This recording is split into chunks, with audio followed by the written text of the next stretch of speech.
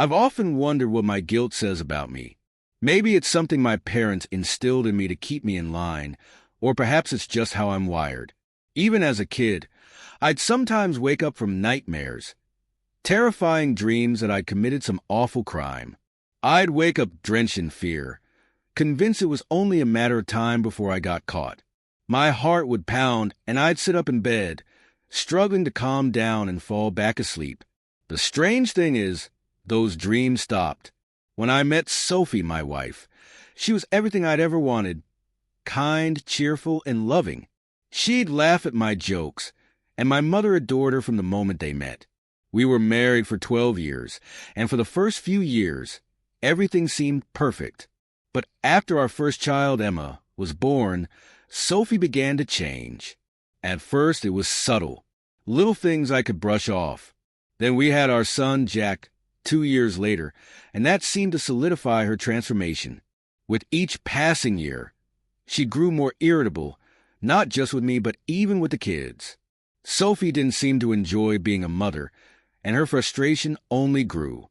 I tried to talk to her about it countless times, but every conversation turned into a fight she seemed determined to provoke. Eventually, I stopped trying to fix what had become a fractured marriage. We started living separate lives under the same roof. If you asked me what I did to deserve this, I wouldn't know what to say. Sophie was simply unhappy, always wanting more, always dissatisfied with what she had. As the years went by, Sophie found reasons to be away from home more often. These distractions became her new normal. I'd get home from work, and we'd pass each other in the hallway as she was heading out. "Make dinner. I'm going out," she'd say. Those words became so common, they didn't even faze me. In fact, I came to appreciate the peace her absence brought. The nights she wasn't home were the calmest. I took over most of the household responsibilities, cooking, cleaning, and grocery shopping. The kids gravitated toward me. They didn't run to their mother when they needed comfort or help. They waited for me to get home. While most fathers hope for their kids' love, I knew this wasn't how things were supposed to be. Sophie should have been the heart of their little world. Sophie's own childhood had been marked by betrayal. Her mother had cheated on her father, turning infidelity into a way of life. Sophie saw how it broke him, but even with that painful example, she eventually repeated her mother's mistakes. The beginning of the end came one night in March. The kids were asleep, and Sophie came into the living room. Her voice was calm, but the words chilled me. "Ethan, we need to talk." She didn't call me honey or love, just my name. Like a teacher scolding a student, she told me she'd be spending her nights with someone else. I wasn't surprised. In fact, I felt relieved. Her nights out had already become a source of peace for me, and now her absence would feel permanent. As I listened, I thought I saw a flicker of disappointment in her eyes. Maybe she wanted me to beg her to stay or react with anger. But I didn't. Like her father, I decided to stay for the children. They were my reason for enduring, my anchor. In the months that followed, nothing changed for me or the kids. Sophie's absences went unnoticed. She didn't explain herself to Emma or Jack, and they didn't ask. I think, like me, they were relieved spring came, and I threw myself into the chores that warmer weather brought. The kids and I spent one Saturday cleaning the house top to bottom, opening windows to let in the fresh air. Sophie was gone for the weekend, and I didn't mind. The children worked hard that day, and I couldn't have been prouder. We celebrated that evening with cheeseburgers and root beer floats, laughing together like we hadn't in ages. In the following weeks, I tackled tasks that needed a grown-up's touch. I fixed a broken shutter, painted the living and dining rooms, and freshened up the entryway. With the windows open, the house felt alive again. For the first time in years, life felt lighter, simpler. And though the journey ahead would be far from easy, I knew I had two amazing reasons to keep going. Emma and Jack, over the weekend, I replaced some of the exterior trim boards on the house. Several were losing the battle to rot. I also swapped out old weather stripping that had long outlived its usefulness. Together, my kids and I worked to prepare the garden for summer. We had become a family of three, and though it wasn't what I'd envisioned, I did my best to maintain a sense of normalcy for their sake. There were some things I knew I couldn't do alone. Every fall, I hired professionals to clean the furnace, and every spring, the septic tank needed to be emptied. That, I've always thought, must be one of the worst jobs imaginable. Watching the crew dig up a section of the yard to reveal the septic lid, lower the massive hose into the tank, and suction the contents dry was enough to make me grateful for my own job, no matter how bad my day had been. Though they did a decent job repairing the ground afterward, the mangled sod left its mark for weeks one Friday night. I came home expecting an empty house. The kids were staying with their grandparents for the weekend, a regular arrangement these days.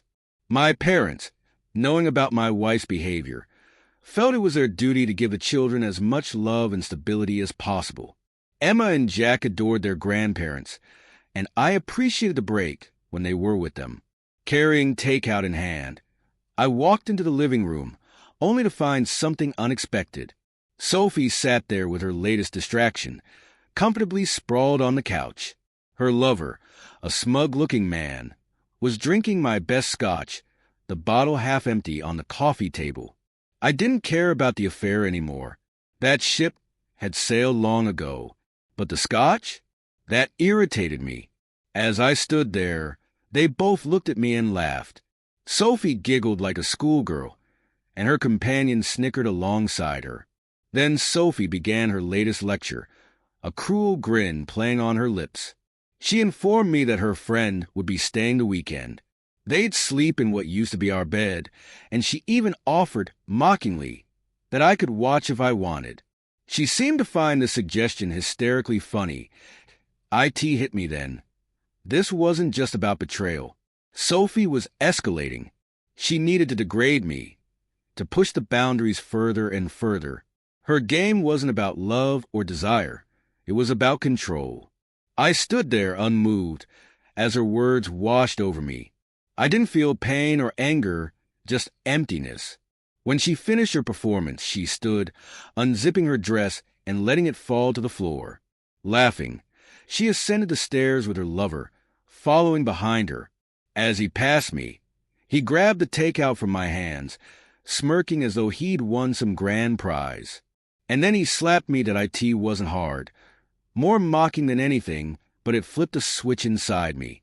That single act, more than the infidelity or her mocking laughter, was the line I didn't know I had.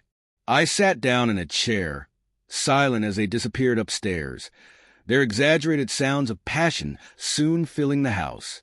It was clearly meant to humiliate me, but instead, I began to think, not about them, but about what I needed to do next. The bat was by the front door. I kept it there for emergencies, and it felt right in my hands as I tested its weight. There were plastic sheets in the garage I used for painting projects, along with old cloth tarps. I mentally mapped out every step. I knew the septic lid was accessible, and the cloudy, moonless night would give me the cover I needed. The hours passed as I worked quietly. Their theatrics continued upstairs, round after round, blissfully oblivious to what I was doing. By the time they hit round 3, I was in the yard, removing the sod carefully, cutting clean edges to make the repairs seamless later. Using the shovel from the garage, I dug down, exposing the septic tank's lid. By the time I returned to the house, the night was silent again. The two of them were asleep in what was once my bed, tangled in sheets that no longer felt like mine. The bat, still resting by the door, felt like an old friend as I tested a swing, ensuring it cleared the low ceiling. I paused for a moment, listening to the quiet hum of the house. The decision was mine now, as it had always been when I was ready. I made my way up the stairs, my grip firm on the bat. I moved down the hall to her bedroom, my steps silent on the floorboards. Without warning, I swung the bat, striking him in the back of the head. The force sent his head into hers, silencing the room instantly. He crumpled, unconscious, and she let out a moan, a sound far different from the one she'd been making seconds earlier. A second overhead swing silenced her completely. I paused, inspecting their still forms. I hadn't cracked their skulls, which was fortunate. They were both unconscious but alive. My hands trembled only briefly as I grabbed zip ties, binding their hands and feet tightly. There was no turning back now. One at a time, I carried them outside. He was first, with his head hanging limp over the open septic tank. I ended his life swiftly, the sound of his body hitting the filth below echoing like a final punctuation mark. Then it was her turn. I hesitated, memories flooding my mind.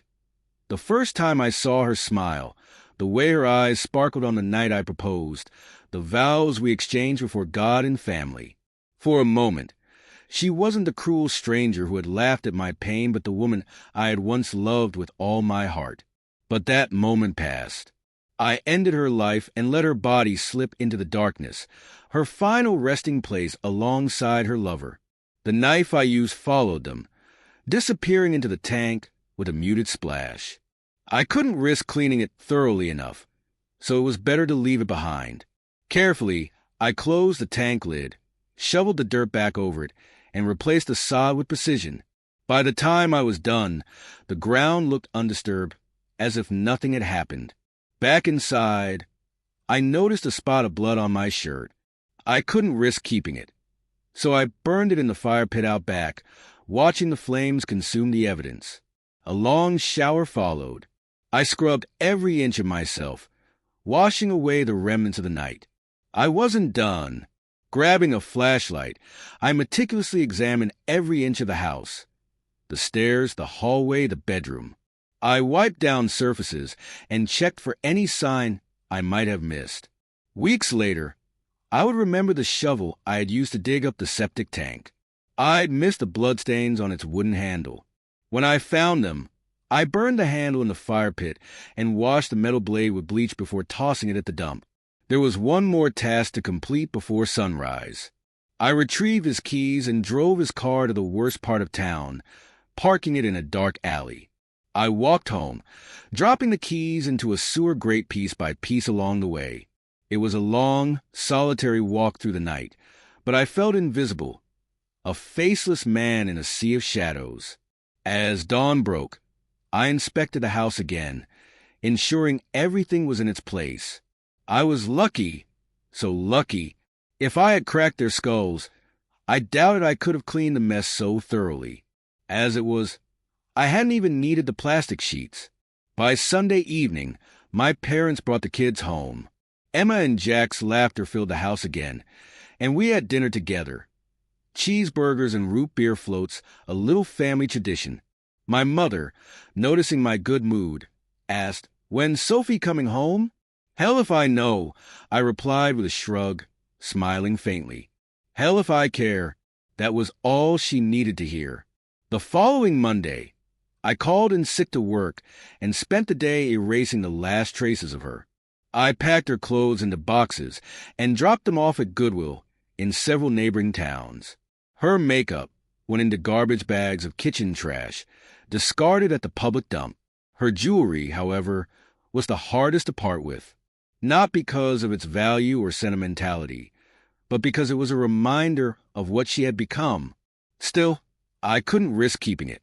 Each piece went into a separate bag of trash, hidden among scraps and refuse. I knew it wouldn't be long before her employer called, wondering why she hadn't shown up to work. It took them 2 days. This rewrite condenses and refines the action, keeping the tone consistent and ensuring the story flows smoothly. Let me know if you like further edits. I hadn't heard from her, not a word, not a trace.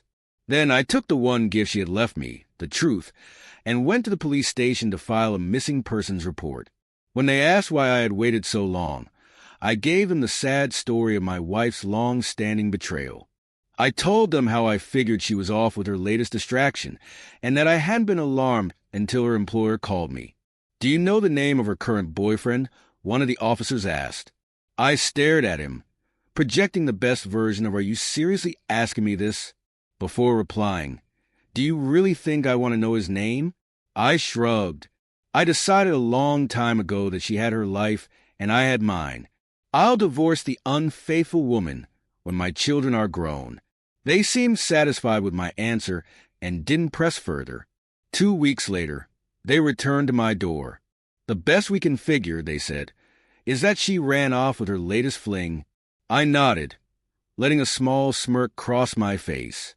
Good riddance, I replied. Then, with a touch of humor, I added, if you do find her, could you warn me? They chuckled and left. I never saw them again. That was 5 years ago, and they've been the best 5 years of my life. I waited a year before filing for divorce, citing abandonment. My children asked about their mother a few times, but they seemed content with her absence. Not once did they shed a tear over her. I'll admit, every time the septic truck comes to drain the tank, I feel a pang of worry. But I remind myself, flesh rots and bones sink to the bottom. I've always said a little prayer of thanks that they were naked when I disposed of them. The last thing I need is a stray shirt or pair of pants clogging the pump. I'd have a hell of a time explaining that. Unless, of course, the truck's owner's divorced too. Now, if you'll excuse me, I need to use the toilet. Never in my life have I enjoyed the bathroom as much as I do now. Every time I flush, I can't help but picture my little gift flowing down the pipe to its final resting place, alongside my cheating wife and her last distraction. And that's the end of today's story. If you enjoyed it, please give this video a thumbs up and leave a comment below. Your support helps the algorithm share my content with others. And if you're new to the channel, don't forget to hit that subscribe button. It really helps me keep creating more stories for you. Thanks for watching, and I'll see you in the next one.